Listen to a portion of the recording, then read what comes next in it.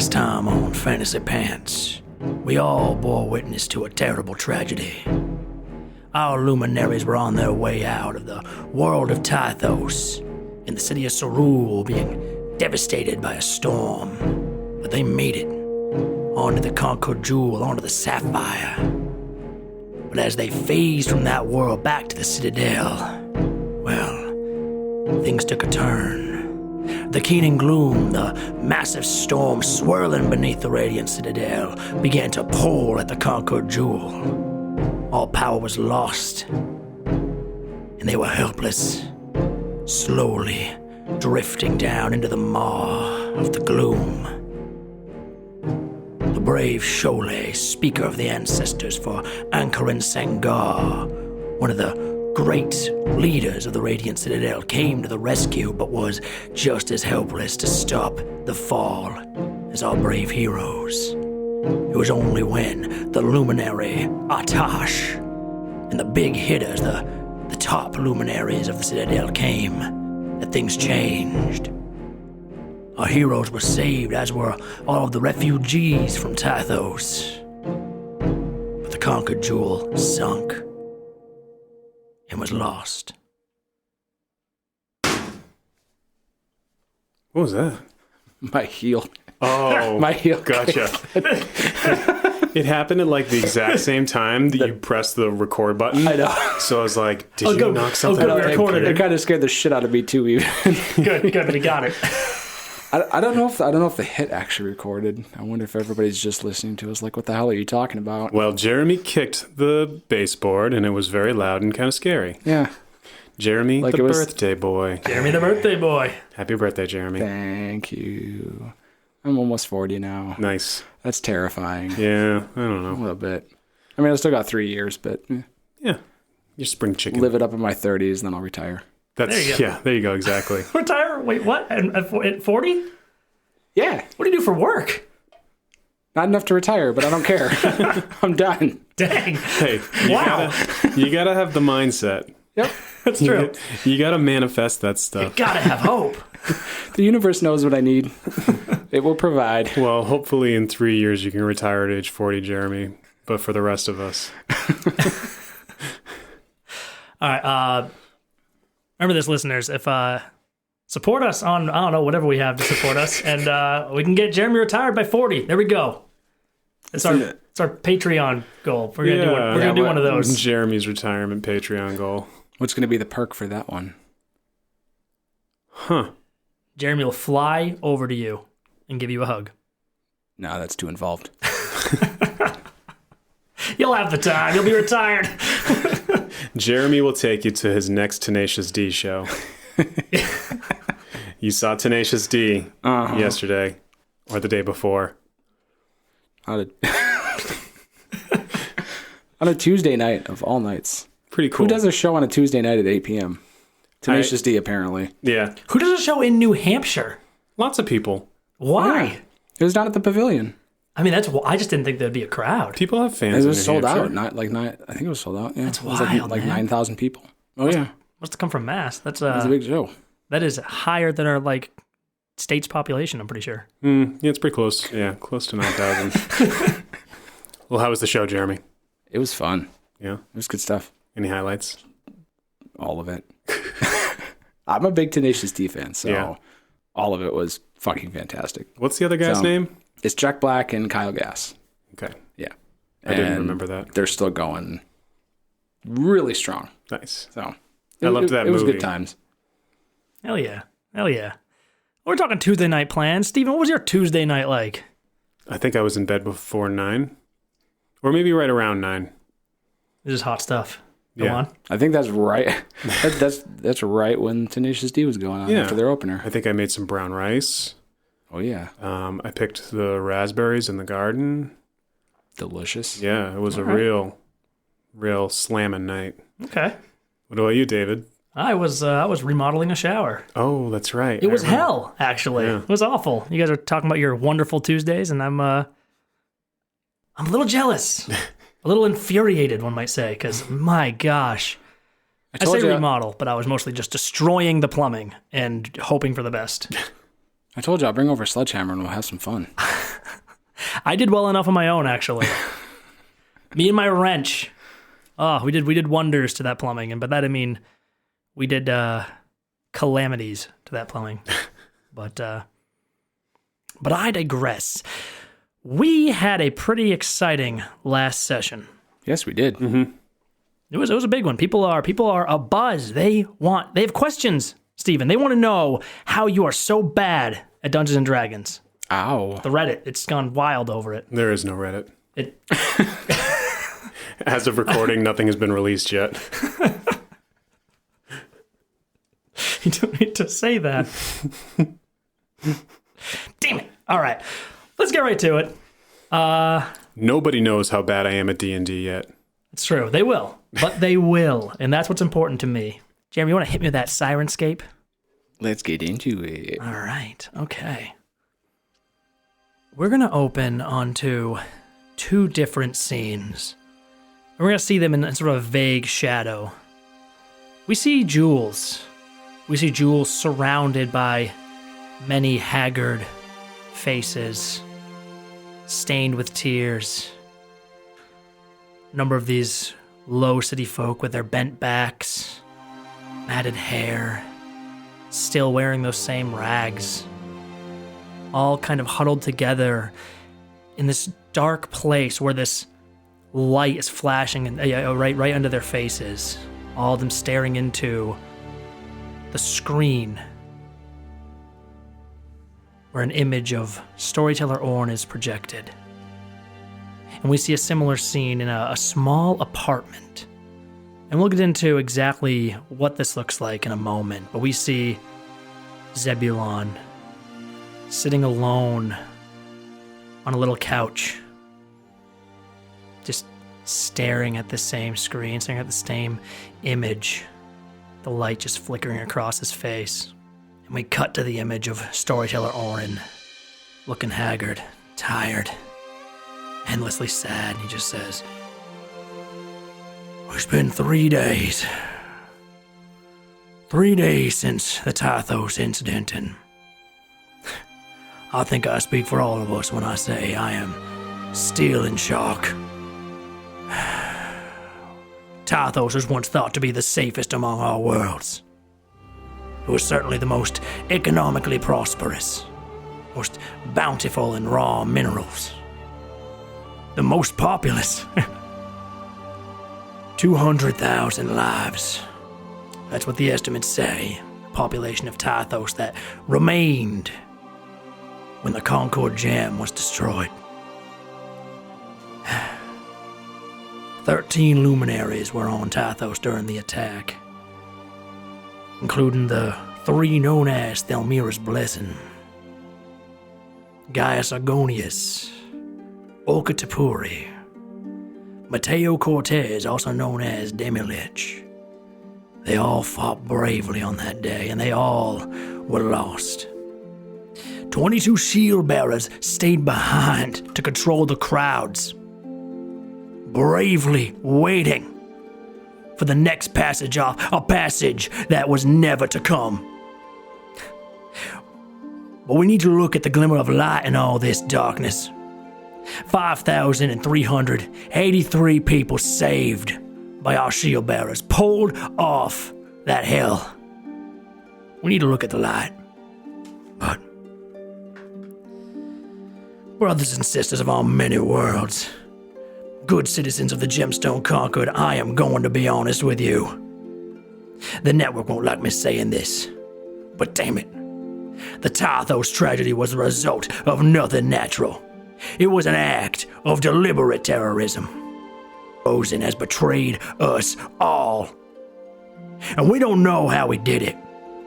How he tapped into the Keenan gloom itself. We don't know anything, except that we are hurt. And we are scared. But as always, I choose to believe in the power of our luminaries. I choose to look at them and be inspired by their courage and their light. Both the seasoned veterans and the young blood, I will put my faith in the best of our worlds. But we must face the storm again. This is Storyteller Orin, signing off. And I hope y'all can get some sleep tonight. Because I know I won't. The image fades away and same sort of musical static. And we are left with two distinct scenes. It has been 3 days since the Tythos incident. 3 long days for our 2 heroes here. And I want to talk about what happened in those 3 days. I want to start with you, Zebulon. Now, I mentioned you are sitting in this small apartment. This is you and Arhalan's apartment. That's right. Now, I'd like you to describe what half of this apartment looks like. And I say half because roughly half the walls in this apartment right now are covered in red wire, sticking between different like maps and people and clippings from like newspaper articles. And it is just this massive conspiracy board that belongs to your brother. He just stares at it. And actually right now, this board is covered in facts about Tythos, about the incident, about the history of the Storm Eye, about the 3 luminaries that came to save the day. Everything about the incident is all over your wall, a constant reminder of it. But what does your side of the apartment look like? So Zebulon naturally has the smaller bedroom in the apartment, being both the smaller figure and the younger brother. It's a closet. No, it's not like a Harry Potter situation. It's just a smaller bedroom. You know, he doesn't have the master. He doesn't have the attached bathroom sort of thing. So on his shelves around the room and maybe on spare coffee tables and such, Zebulon has some little trinkets like rocks or maybe like some figurines, or he'll buy stuff from merchants, just little gatsy stuff like a seashell because he's never been to the ocean, or I don't know, an acorn because he's never been to the forest. That's awesome, and I love that. And do they have luminary action figures? Oh, of course they have luminary action figures. He would definitely have luminary action figures, and probably a couple of like posters on the wall. Got like the big fold out tapestries on the wall. Mass produced luminary posters. Yeah. Got a big old Atash. Oh yeah, he's Looking got so Atash. grand. Oh yeah, he's got Atash. I love it. Yeah, for sure. Oh, that's awesome. That's awesome. But other than that, I mean, it's tidy, I suppose. You know, likes to keep his bed made, keeps the dirty laundry off the floor. He does better than me. Yeah, so we see this apartment and we see this lone, very small half dragon / dragonborn, kind of the combo deal, just sitting on this couch, just kind of watching the static. And in the background, we see Arhalan. He's just staring silently at some clippings on his wall. Reaches a finger out and taps something. Shakes his head, puts it back down, reaches a finger out with his one arm. I don't imagine that they've spoken a lot in these last 3 days. Very little. Arhalan has said almost nothing to you. It's been very quiet. Yeah. And I think as we see this scene, as Zebulon's just staring out at this static, we sort of zoom in towards his eyes. And I want to take us back for just a moment to that day. We still see a crowd of refugees just all over, like this massive, moving, writhing, just one crowd crammed into the sort of tail of the Citadel. We see the luminaries are being swarmed, the big hitters, the top 6, the shining champions of the Citadel, of the worlds.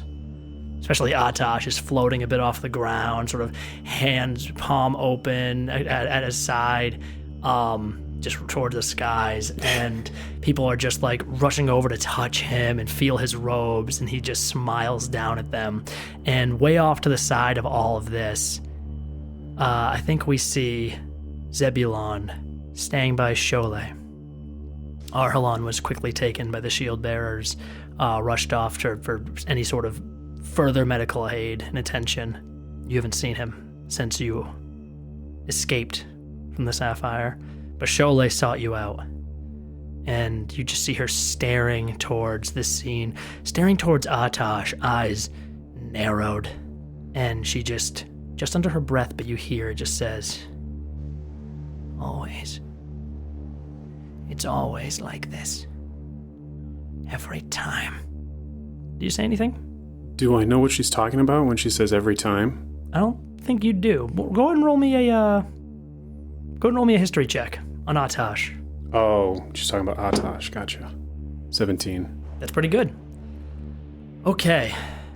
You know this much. The Luminary movement began a little over 50 years ago. This is when just very soon after the sort of broadcasting abilities of the Citadel were discovered, and the Crystal Network was sort of early on being founded. People were basically able to watch this worldwide news network, worlds-wide news network, that connected every world in a way that's never, ever been done before, that was never theorized to be possible before. And very soon after this discovery, Ankarin Sengar was placed in a massive amount of danger. You see, this demon, this horned demon, led this horde of demons out of a rift in the abyss, all just pouring into the world, and the people were desperate. They could not fight back, and Sholeh, she wanted so badly to help, but they just didn't have the resources at the time.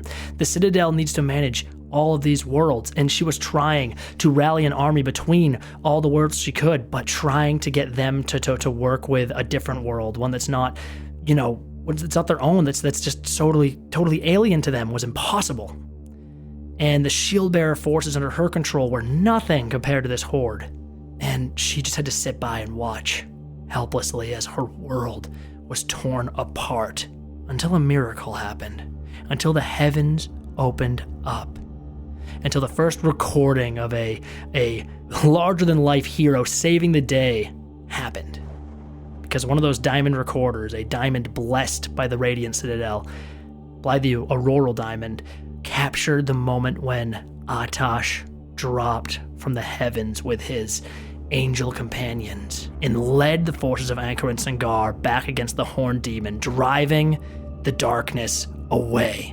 Since then, Atash has ruled Ankarin Sengar. He's been given free reign to essentially rule how he wants, despite what the Citadel and what Sholeh says, and there are many who believe his rule to be a little draconian, but nobody can say that Atash is not the greatest luminary, the most powerful, the hand of the Sunweaver. Sounds like a whole lot more than just a luminary. He's big, and many heroes wanted to emulate this, wanted to be that big, grand, day-saving badass, and more of these scenes are recorded on various worlds, and more heroes came to light, one of the first being Ozen Yoshikatsu of Umizu. In an early episode, I think I said Yonito.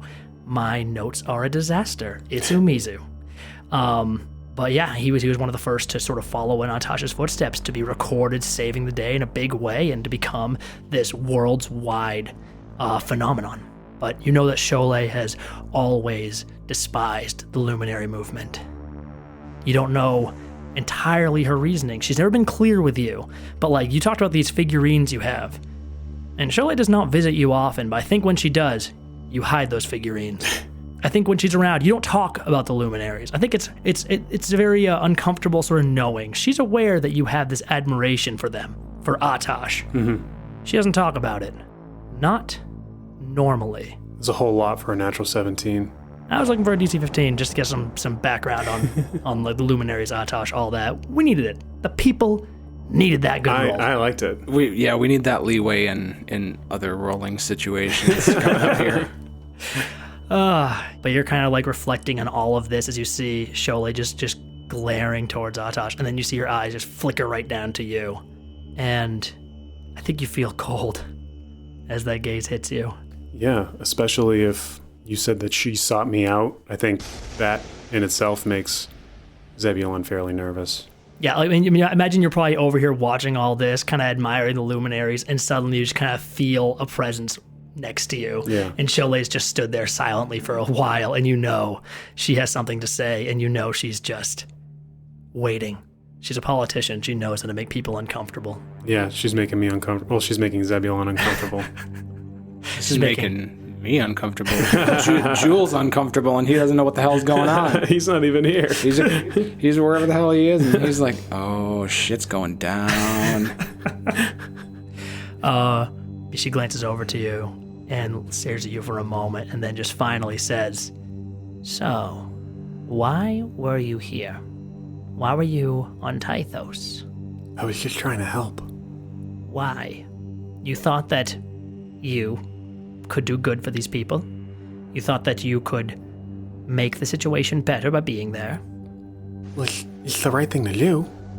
No, it isn't. The right thing to do is to let the shield bearers do their jobs. Are you a trained shield bearer, Zebulon?"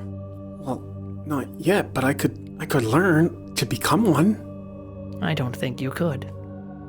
I don't think you could learn to follow orders like your brother does. People were dying. They were. But I don't think that's why you went. You didn't know the situation, you just knew there was danger. And you knew the luminaries were rallying. Didn't you? I just wanted to help Arlon. Is that right? I admire him. You should. Not because he's strong or big or brave, but because he's sensible, Zebulon. Do you understand that? Do you understand how to be sensible? Because I'll tell you, I'm very disappointed, not just in you, but in your brother. Because in bringing you to Tythos, he did something very, very not sensible. I asked him. It's not his fault. I don't agree, but we will deal with that matter later. I'm speaking with you now, and I want you to understand one thing. She gestures a finger out towards Atash. That is not for you. It's not for you. Do you understand? Because you know nothing of this world. And that's my fault, perhaps. I've kept you cooped up. I've kept you safe. Far be it from me to try to keep my family safe, but now I have raised these fools who go around doing what they please, following who they please, and never thinking for a moment. She presses a hand to her forehead and just kind of rubs. You're not going to be like them. No brass will ever be a luminary. You understand this, right? No brass. Right. Good. I want you to go home now. I want you to stay home. I will have food sent. I'll have your needs covered. For the time being, you will not leave until I send a message allowing you to. I think it's time I take a more direct approach to your upbringing, Zebulon. What should I do? Watch the network. Watch your brother. Maybe learn something. I don't care what you do. Maybe meditate quietly and think about how much of a fool you've been today. I'll try not to burden you anymore, shall I? Grandmother. She just gives you a short, terse nod, turns around. You see her just like walk over to the edge of the citadel and transforms from her petite female figure into a massive, gargantuan brass dragon, and just with one flap of her wings just takes off. Soon I won't be your problem any longer. with that, we just phase back through those eyes, looking at the static to Zebulon in his apartment 3 days later. And I want to ask you now, is there anything else that's happened in these 3 days that you've been asked to just stay at home? Zebulon's been quietly preparing and packing to leave when he thinks the time is right. Wow. He wants to get out of his family's way. Wow. He not only feels like he's been an unfair burden to his brother, but he also thinks that it's time for him to earn his own freedom and independence. Damn. And it's so sad because you live with your brother in this small place and he hasn't said a word. He hasn't noticed anything. He's just been staring at that wall when he's awake. Every once in a while, he just mumbles, Shadra Khan, Shadra Khan. Who are you? What are you? Just taps at various pieces on his wall. And wow. I'll tell you one more thing that's happened in this span of time. Zebulon is now level 2. Hey. Yeah. Anything particularly exciting about that to share? Like, for instance, your class. I don't think we've gotten into this yet. Yeah, I've revealed Zebulon's class. Have you? Okay. Yeah. All right. Nothing really exciting happened for level 2 rogue here, but we do need to roll hit points. Oh, that's right. Yeah. You want to do it now? Yeah, I want to do it now. Okay. All right. So what we're gonna do for the first few levels here. Yeah. Maybe for a while, I don't know. We're gonna see how balance feels, but right now, I'm gonna let you roll with advantage. You're gonna roll one, and I'm gonna roll one, and you take the higher. Okay. And how do you feel about re-rolling ones since we're only 2 characters? Tell you what, you're such a garbage character, wow, and player, Ouch. that I'm gonna allow it. Okay. I mean, it kind of feels like a win, but All right. I'm just gonna roll my d8 now. I got a 5. 5 is pretty good. Can I Not get better than a bad. 5? 6. That's Yeah. a 6. Pretty good. That's better than a 5. Okay. All right, I'm gonna take it. Solid. Take that 6 hit points. All right. Well, that's Zebulon. I want to slide on over to old Jules LaRoche now. Jules, your situation is a lot more complicated to get into than Zebulon's. Quite. You are currently in this large sort of domed building. There's many sort of sub rooms and buildings all around it. It's called the Palace of Exile. It exists on the Citadel. Okay. It is generally where refugees are sent. There's a whole history to this place. We don't need to get into it. Right now, though, I mean, this used to be a very, very esteemed place. They used to take good care of people that were sent this way. But, I mean, 5,383 refugees, most of which had to be funneled right here. The worlds are in a tough place right now. I mean, we just talked about this. Tythos was the most populous, most economically stable world, the safest world. And there are constant lurking dangers, mysterious dangers in like every other world in this setting. People can't just take refugees. Even 100 is a lot to ask. I don't know how safe it was. That depends on your definition of safe. It does. But as far as the people here know, it was paradise. Yeah, that's a thin veil, though. When you are the most economically prosperous world, you're allowed certain allowances.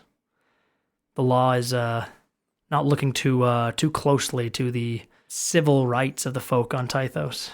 Lots of things can hide in the darkness. Oh, yeah. I think you're thinking about that a lot, Jules. You're thinking a lot about how maybe the Citadel treats people equally, out in the open. Maybe the shield bearers took everyone they could. That doesn't change the fact that only 362 of these refugees were from the Low City. Drop in the bucket. Doesn't change the fact that for your entire life, you and your people, the people you chose to belong with, were treated like dirt. The governing body of the Radiant Citadel, overlooking and caretaking for all worlds, just ignored it. Let the royals of Tythos do what they wanted. You are resting amongst a large group of your people. I mentioned the 200 or 362. They're all basically together here. Normally, you'd come to this place, people would have their own rooms. They'd be well taken care of, well fed, all of that. Right now, it's just like chaos. There's this large sort of main domed room that is just packed full of people. There's tents everywhere, and you've noticed that this same sort of segregation you faced all your life has been kind of happening naturally here too. All of the low city folk with their bent backs and their weeping, sad eyes and their broken lives are here. They're here with you, all packed together in one corner. It's a domed room. In one pie slice. There we go. Got it, Steven? Yeah, okay. So, so Steven is currently destroying Jeremy's room. Nothing to see here. There's everything to see here. So, yeah, let's talk about your situation here, because you've been eating. You've been getting all the food and water you've needed. Mulligan has been complaining a lot. He'd like a little more. I was gonna say, how many rolls did he get? Oh, I mean, they got to give a minimum 4. I mean, there's some rolls. He's gotten like maybe 2 today. That's horse shit. Yeah, well, this is a travesty. This will not stand. There's a lot of travesties happening. That will not stand, man. And yeah, I want to talk about your few days, but first I want to talk about you. You're sitting here. You're watching this broadcast. You're watching the static, and the light is still just kind of reflecting onto your face and onto the faces of the cherry delights all around you. Jeans is pretty much fully recovered, but there's just this heavy sadness to them. Your world is gone, and maybe it wasn't the best world for you, but it's the only one you had. And now you're almost prisoners. You can't just go off to another world. The Citadel doesn't allow you to just leave. They're going to place you somewhere. And until that time, the shield bearers have been watching. They've been watching your folk extra close. Oh, I've been watching them too. I watch, I learn. I think right now we just see Jules sitting there under like some great tarp with a bunch of people kind of crammed in behind him. We zoom in on Jules' eyes, and we move back to that moment. 3 days ago, you just saw the conquered jewel, the sapphire, disappear into the maw of the storm. And immediately, the refugees of Tythos have all been kind of wrangled up in one way, lined up. Basically, just the shield bearers getting to work to try to control the situation, try to move you to a place you can belong, I guess. And I want you to roll a perception check for me, because you're going to see a few things, but how many you see is going to depend on this check. Because I like to think that Jules, while he's being lined up, is keeping his eyes open, is watching. It's a 10. Okay, all right. With a 10, you see a couple things. First of all, you see that somewhere in the chaos, escaping this, the sapphire, when you're being pulled off by the luminaries, either taking the bridge out or going through the portals made by Fu Liling, Chester managed to scrounge up a little something for you. Oh. Something you recognize from your past, because a lot of your parents' riches were brought aboard the sapphire and did not make it off. But one did. Chester presents you with a loot. What's this loot look like? It's a fine piece of work. It's pretty damn fine. It's not something that I would necessarily have chosen. Now it was kind of, just kind of forced upon me when I was a kid. A little too fine and ornate for the current Jules LaRoche? A little bit. Jules LaRoche wanted gaudy, to play the tuba. Yeah. My parents gave it to me when I was 6. So I didn't really have a choice in the matter, but like I said, it's beautiful. No, it's made from some really fine Atagwan Dreamwood. Ooh, Atagwan Dreamwood, huh? Yeah, pretty hard to get. Oh yeah, that's some nice stuff. I like the design. It's down in the main part of it. It's got these really nice dark, like midnight blue, purple, black swirlies, and it's got a lot of glitter too, which I kind of like. It's pretty fun. It's pretty fun. Like in the finish, the Yeah. glitter? Yep. Nice. Like when you're looking at it, it kind of looks like I don't know if you've ever read that science fiction novel about that guy Vincent Van Gogh. Kind of looks like that. There's a thing in there that he does called Starry Night. It kind of looks like that. So question about the glitter. Is the Yes. glitter in the finish or is it in the Dreamwood? Oh, it's the Dreamwood, baby. Yeah, I like the sound of that. I like the idea of like maybe the way that Dreamwood grows, it like as it reaches a certain age, it compacts its own resin into these little like glitter-like flakes throughout the wood. It's about right. And It's about right. we'll learn later on the world of Otagwa has some connections to the Feywild, and this wood definitely sort of materializes that connection.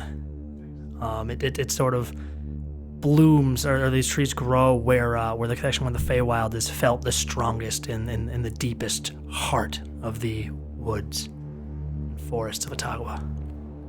So I guess now that we're talking about my loot, I guess I can let you all know that Jules here, I'm a bard. Got that little creative spark in me, little fun, little mischievous. Huzzah, a little bit of music. The hills are alive with the sound of the jewels. Gosh, oh no. So yes, I do have to ask, does Jules get level 2 as well? Jules absolutely hits level 2. Fuck yeah. Oh yeah. Yeah, we're gonna go over like those the few days you'll have and sort of what works into that. But yeah, so you get that loot. I think Chester hands it off to you and just says, Jules, this is the one, right? You mentioned this a few times and I saw it on the wagon. This is yours, right? Oh shit, that made it? Yeah, it looks like your folks were taking it off. Why did they even save this thing anyway? I mean, I bet it sells for a pretty penny. Oh yeah, you're right. God. Always thinking about the money. They got no other reason to keep it. It doesn't mean shit to them. Still, we didn't sell it yet, right? Had all these years. Oh, they're not gonna get a chance to, because I'm taking it back. Hell yeah. Hell yeah. Sneak right by the guard. And the thing, as he kind of like says that, he like his eyes flicker down. He sort of scans around, and you see like different forces of the shield bearers are moving in to kind of move your group. I think you've all been kind of like placed in different large clusters. The shield bearers kind of gathering folk in groups to lead further into the city, but rather than marching a massive line of thousands of people at once, they're taking them bit by bit, letting them settle in the Palace of Exile, where you've been informed you'll be residing for the foreseeable future, and that a representative from the Speakers for the Ancestors will be overseeing where you all go. Nobody's gonna dictate that but me. Oh, afraid that's not necessarily true, Jules, because that perception check will show you one more thing. I think you do see your folks, see your parents kind of like at some point, like during all the chaos, I think you finally, from far off, you'd see them. They're led by a group of shield bearers kind of on their own. There's another group kind of trailing behind them, a bunch of, looks like folk from Sensa, all like sort of dressed in very different sort of flowing robes than the general style of dress from your world, all with very dark skin, very close cropped hair. You remember that there was architects from Sensa mentioned to you earlier on. This is where Chester had made a little bit of a score early this morning, and what feels like 100 years ago. He'd found these people and done some pickpocketing, done some fine work, made a little cash. Always doing fine work, that Chester. But you see them trailing after your parents, and your parents go and meet with a figure that rushes over and sort of grabs your father in a hug. I think your father is, he looks enraged and his cheeks redder than usual. He's sweating more than usual, which is incredible. That's not possible. I know, right? Just flop sweat. His clothes are soaked with it. He might be crying, blubbering a little bit. I mean, this has been a big day for him. No. You don't think so? No. I'll tell you one thing, though. Well, your mother. They lost all their like worldly possessions but they'd never show it to anybody else but themselves. Okay, all right. They wouldn't show it. Wow.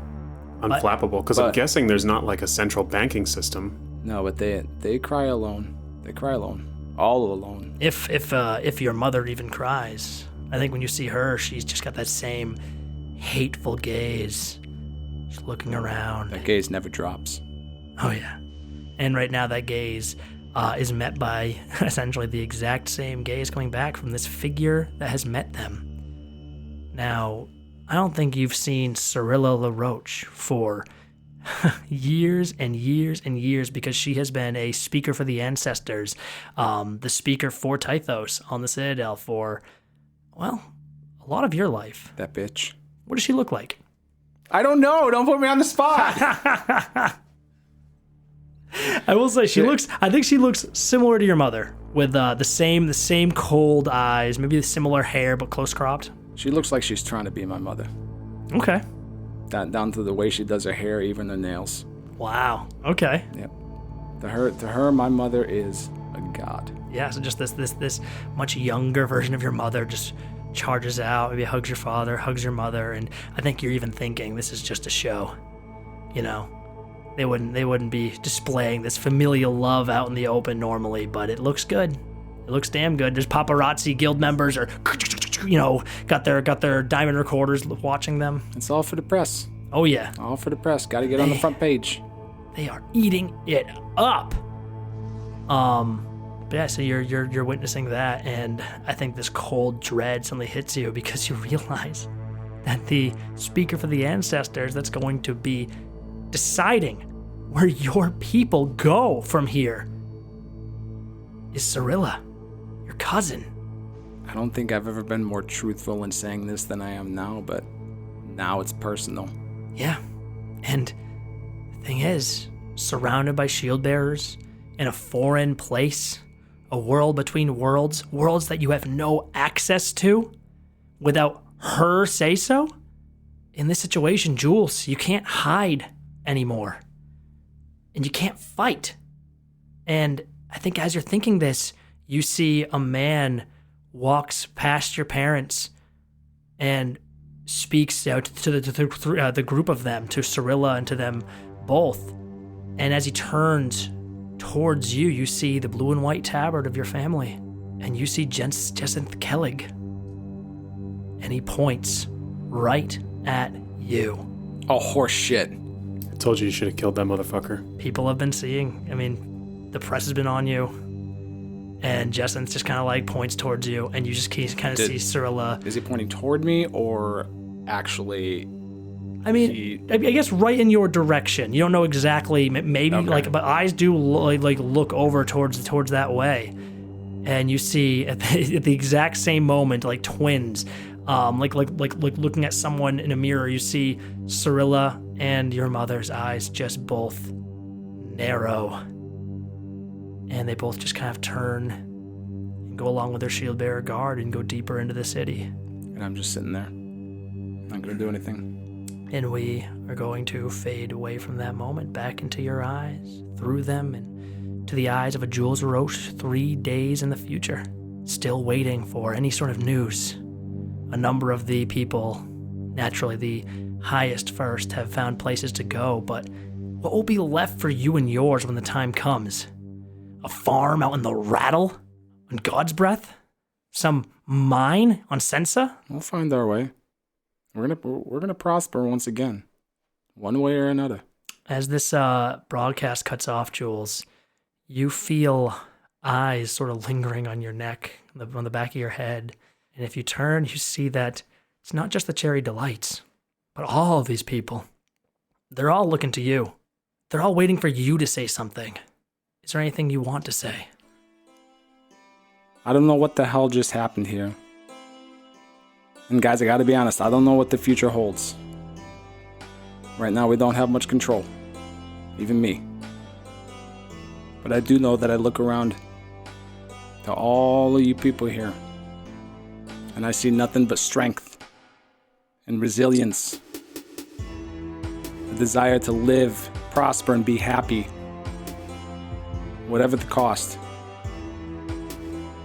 That's what goodness is. And that's all I see here is goodness.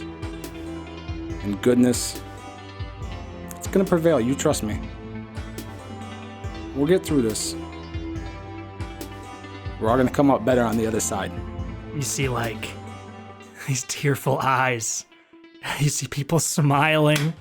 You see people nodding, fists pumping into the air. Someone just said, like, but Jules, we lost Tythos, we lost everything. And someone's like, nah, you don't get it. We're Tythos. That's what he's saying. We're Tythos. And we lived on. Jules is Tythos. And he's going to lead us. You all still got a spirit, don't you? That's all you need. Yeah. And it's just like, yeah. The cherry delights all just come in with like, yeah. And the Miskin in the corner just kind of nods. Does like Batman grunt. I have emotion, but I'm not going to show it. I think Jeans comes over to your side and puts one arm around you. Chester comes around, puts his other arm around your other side, and the three of you are just standing there. I'm gonna put my hands on their heads, but I'm not doing it in like a condescending way, just kind of like, yeah. And on this sort of upscale note, we're gonna fade away on day 3 here. But what I do want to talk to you about now is what you've been doing for these last few days. Because you are level 2 now. And I think another big change came with this level 2, and that is you have gained access to more magic, not just the innate magic of your family, but the magic that was both granted to you by you regaining the loot and by gaining the pages of Fibrosis's collection. Yes.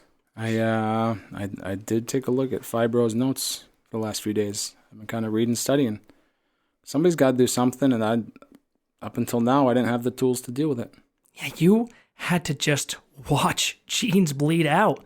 You couldn't do anything. Yep, that was the first one I learned. First page I read. That's awesome. I think that was Cure Wounds. That'll do us well. Awesome. Never going to let that happen again. I think on maybe on the first day, or first or second day, however long it took you to really kind of get this nailed down, you had like some incident. I think like some fight broke out amongst people in your quadrant, and someone got really hurt.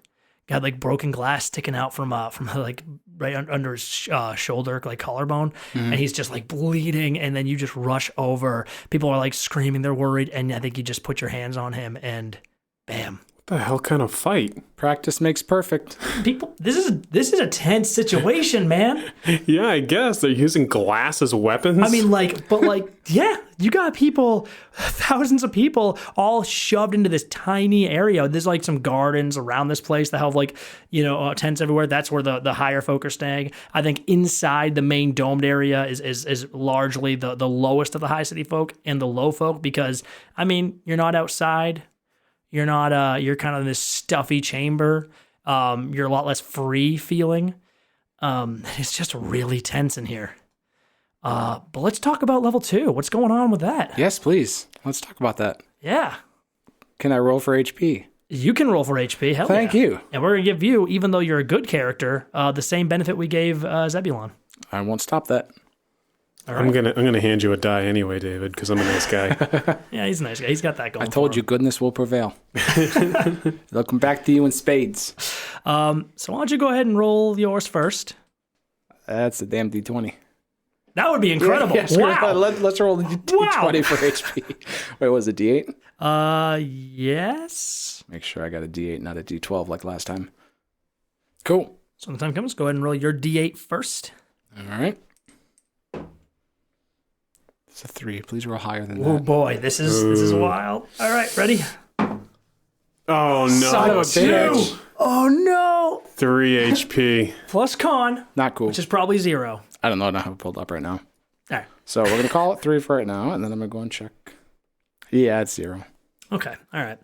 I don't know if you want to talk about what spells you gained, or you want to leave them a surprise. We know one of them. Oh, we're going to surprise. Okay. All right. We're going to surprise. All right. I know we did Zebulon already, but And, I think it's really important that you understand the context behind my comments towards him. By Steven, I want you to just real quick here. You asked to roll stats. Yep. Yeah. I want you to read me off your stat numbers one by one in case we don't have the number rolling episode up. Oh, okay. Yeah, People that'll be fun for everybody. People are going to know. All right. Yeah. So we rolled stats. I'll start left to right. Yeah. It starts out all right. I assigned a 10 to strength, so it's a +0. 16 to dex, so I got a +3 there. Oh, good character. Good character. A 10 to constitution, which is a +0. Oof. Okay. Then things start to get a little rough. I rolled a 6 for intelligence, which gives me a -2. A 5 for wisdom, which gives me a -3. And a 9 for charisma, which gives me a -1. I didn't realize that they could be that bad. Ladies and gentlemen, your hero. Zebulon. So good, though. It's so right. Wow. Okay. Great. So you rolled your HP. We talked about you're a bard. You're level 2. You got some spells you're hiding on me. Yeah, I like it. I mean, I'm pretty sure I told them to you before, but I'm banking on the fact that you also forgot what they all were. I have. I mean, so I know many you things. can actually go in and take a look. But I have so many things in my brain. But this is a gentleman's game of trust. Don't worry. I have absolutely no idea. And I will never find a time to go into your character page and look at it. It'll be a pleasant surprise. I'll be happy to. It won't be pleasant for me. But, No, it won't. It won't. That's the game, I guess. It is the morning of the 4th day. The constant kind of guard that's been sort of all over the place, keeping an eye on you and yours, Jules. They've kind of faded off. They're not really as invested anymore. The resources can't just all be pooled in one spot. And I think you guys haven't done anything to warrant it for some time. You know, maybe a couple scuffles here and there, but you know they're sort of getting more lenient. And you think, okay, if I needed to, I could get out of here, explore the Citadel. Leaving the Citadel is almost impossible without like any kind of writ. But Zebulon, you wake up. I think Arhalan's out. He's actually on leave currently from the Shield Bearers, which is why he's been around a lot. But he's also just been out on like constant walks. He didn't say a word to you. He just wasn't there when you woke up this morning. Well, then Zebulon's had 3 full days. This seems like as good a time as any to sneak out. Okay. Make his leave. Okay. So in your case, Zebulon, you go and you grab your stuff and you're going to sneak out. And I think you go up to the door and you realize that there is an envelope under your door. All right. He'll pick it up and open it. You pick this sort of envelope. There's no writing on it at all, no seal, and you just kind of open it, and you just see, an opportunity awaits you. Come down to the Court of Whispers. Go to address 574. Enter the courtyard. Proceed to the back. I'll be waiting. And I'm going to guess it's not in a handwriting that I recognize?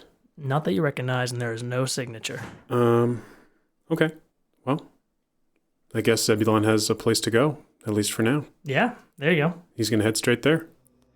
Jules, when you kind of wake up and start your day, there's a bit of a kerfuffle as someone's kind of rushing through to meet you. It's low city folk, a younger boy, probably 14. Okay. Sort of ratty and dirty, and he knows you. His name is Jamal. You did not think of a name previous You don't before know. this session, did you? You can't prove anything. You've seen him before, or here and there, and he kind of rushes Okay. up and he's like, "Hey, Jules, I got this a letter for you. Some fella dropped it off on the outskirts there. Do you know who it was? Who it's from? Nah, I ain't seen him before. I barely got his face. He was wearing a cloak. Did he say anything? He just said, give this to Jules LaRoche. He said he needs to see it now. How did this sound when he said it? He was like, give this to Jules LaRoche. He needs to see this now. Then he left. Is that his exact cadence? Yes. I need to know the inflections. Well, it was a little more like, give this to... No, just take the letter. Fine. I gotta get breakfast. All right, go get some breakfast. Most important meal of the day. He's gone. So, just... I forgot it was round stuff. Yeah. I was trying to figure out who said that, but it was Round Stuff, wasn't it? Did Ron just do that? Was it Round Stuff? This is Jamal. No, I know. We're talking about the callback. That might have been something you said. I can't remember. All right, so I'm gonna. I think it was Chester 2 Round Stuff. It was. You're If it was right. a callback, Yeah. It wasn't meant. It was just me being repetitive. So, No, episode 1. darn it. You I mean, remember. sorry. That was a callback, and I'm smart. We'll go with that. Yeah, cut that one We'll go with Look at that. everything and just put that in. I'm probably gonna do that. And humble. Nah, keep it. It's all right. All right. So I'm gonna look down at the letter. The fuck is this? And in your case, it says something a little bit differently. All right, I'm gonna open it. Almost the exact same, except rather than saying, I have an opportunity for you, it just says, I know a way you can help yourself and your people. And proceeds to tell you the same address, which I already forgot, in the Court of Whispers. Smart. And humble. Shut up. Okay. I'm gonna lean over and look at Chester and just say, I'll be right back. Jules, you ain't going without me, you know. All right, come on. Let me get you back. All right, you got me, Chester. Come on, let's go. All right. Chester kind of like hops down with you. You think he turns over and he's like, James, you're in charge. Me and Jules, we gotta check something out. And let me give you Chester's stat sheet. Oh, stat sheet. I'll be for voicing Chester, All right. but you'll be playing him. It's very simple right Wow. now, but Ooh, I love it. What's There you go. Chester I love got it. going on? He's better than me. what? He's better than me. He's not that good. He is better than me. Chester is a level 1 sidekick, very simplified currently. He doesn't have any negative stats. Oh yeah, he has no negative stats. No negative stats. Sidekicks generally don't. You guys are He's got a special. +2 in Dex, +1 in Constitution. Wisdom is +2. I'm -2. Someone needs to be wise. He's the wisest one in the He's group. the yeah. wise one of the Yeah. group. I mean, he don't got shit for charisma over me, but did you roll him? There's set sidekick stats. Oh. So, nah. Well, let's swap stats. Yeah. But hey, he's gonna have less abilities. Yeah, No that's- magic, pretty simple. And right now he just has a sling, Okay. and a knife. Okay. So Oh yeah, I imagine in the last 3 days I gave him his knife back. he just lost it. Get back to him broken. 3 days later. Broken and bloody. So you guys move out, and I think both of you in your own way. And I'll say your apartment's actually pretty close to because the shield bearers generally hole up right around the Palace of Exile as well. That's Okay. why there's so many swarming the area. They have sort of like their headquarters kind of sort of off to the side of it.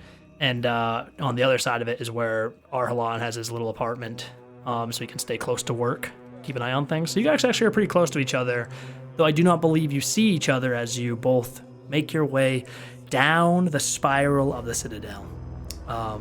Here we go. So right now you're like on the we'll just say the neck of the serpent, and you're working your way down towards, let's just say, the sort of main body, kind of like the lower back of it, where the Court of Whispers is. Now, this is a place where information is bought and sold all over. This is a place where spies gather intelligence. This is a place where people, basically like luminary tales are traded, where the paparazzi go to like really sell their pictures, videos, stories, intel. And it is a buzzing market. There's criers all over the place trying to sell different newspapers and whatnot. Yeah, if you're looking for information anywhere on the Radiant Citadel, this is where to go. You guys have a location in mind and you know where you're heading, so you work your way through the crowds and eventually you move to a less populous area. A little more, wouldn't say run down, but just something sort of shady about it. And you find this sort of open courtyard. There's like this brick wall, kind of a little scuffed up. Maybe there's a tiny bit of graffiti on one side of it, kind of faded, like it's tried to been washed off, but then didn't quite finish it. and you see just beyond this, where there's like an opening in this wall. There's a large sort of expansive courtyard, a fountain in the front that just doesn't seem to be working anymore, and it's where you're supposed to be. And I think you basically come in one direction, Jules, because you're kind of both can take different routes through the Court of Whispers to reach this place. And Zebulon, you turn the corner the other way, and you see each other again. Hey, it's you. So we did come at the same time. You and Lee, I mean, you left at the same time, but Zebulon tripped and fell, and it took him like 20 more minutes. So you have 20 minutes earlier, I guess. Is what I'm saying. If we were coming down the same way, would I not have seen him stumbling down? Nah. Continuity, man. He left. We just discussed this before the session. So Zebulon, Continuity. So Zebulon left earlier than you, but got lost because he has 6 wisdom. And that makes sense. 6 intelligence, 5 wisdom. Oh, okay, even better. He got lost for 30 minutes Well, in the city he's grown up in his entire life. I didn't even get to roll for it. Just let me finish the episode.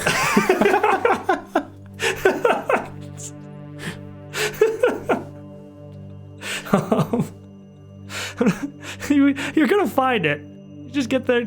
I don't care how you got there at different times or at the same time and didn't see each other. It happened, damn it. Steven, we'll roll with it this time. All right. We'll roll with it this time. I'll let it fly this time. I'm gonna put my foot on you. I'm gonna put it right on you. Oh, it's you too from the jewel, right? Yeah, from upstairs. What are you doing out here? To be honest, I don't know. I got a letter, asked me to come down here. Hey, Jules, do we trust this shrimp? I mean, just a little guy. I don't see anything wrong with him. What do you call a shrimp? Chester's not like huge either. Zebulon's just looking up at him. What do you call a shrimp? All right, your call. Don't worry about it. I think we're good. So he pulls out his envelope. You got one of these letters too? Yeah. And Zebulon's kind of looking around, like looking at Chester. Where's yours? Now I'm with him. Always, right, big guy? Oh, fist bump. Fist bump. Mic bump. Fist bump to mic bump. Christ. Go home, Chester. You're drunk. Well then, it kind of looks like it's just us. Do you have any idea who sent yours? No, I got no idea. We should probably find whoever's waiting for us. Well, it said, But I don't know who to look for. to walk back. Is there anybody standing around us? Nope, not that you see. I mean, there's people, I guess, wandering the streets here and there. Moral perception? Yeah, I do. Yeah, Can Jules do the same? absolutely. I roll a 15. Seems pretty good. That's a 16. Oh, you got -1. I got -1. Yeah. I rolled a 3. What's my dice say? 14. Okay, thanks. Oh, Chester. Just put that Was together. that supposed to be a secret? It's narrowed. No, that actually was zero. Those secret Chester perception No, you roll were- in the middle of the table. You roll Chester. Go ahead and roll Chester. Oh, Chester's all right. yours. Now I want to know what you just rolled. It doesn't matter. He got a 9. Okay. Good. So, you guys look around, and yeah, there's just some folks moving around here and there. You don't notice anything out of the ordinary. Nothing that strikes you as strange. And you know the note said to head to the back of the courtyard. You see a door back there, beyond the fountain. Maybe this is it. He gestures to the door. Looks about right. You ready? I guess. And All right, let's Zebulon go. walks up and knocks on the door. So you guys walk in towards the door. And you're just passing the fountain when behind you, from the only opening into this courtyard that you just entered, you hear a voice ring out. Well, look who stumbles in. Oh, tasty lady looks, doesn't it? We're gonna eat you up once we beat you up. And you see this goblin is standing there, in like this sort of rough leather armor with a scimitar and a shield. This like he's just pulling this sort of cloak off his head, and you see next to him there's this bunny person, a rabbit person, a Harangon, bare chested with just trousers and like bare feet, kind of like whapping this big beater club down to one hand, and they just like, Yeah, yeah, we're gonna eat you. We're gonna eat you. Yep. What the shit is this? That guy doesn't sound too confident. The goblin just begins moving towards you and just says, Right, better get ready, mate. 'Cause here we come. and they both charge. And we'll call it there. Stand back, motherfuckers!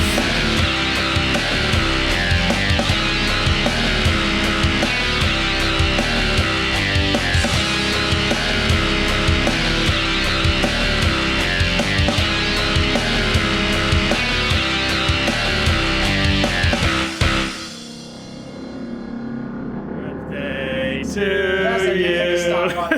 Happy birthday, dear Jeremy. Happy birthday to you. Harmony. That's harmony.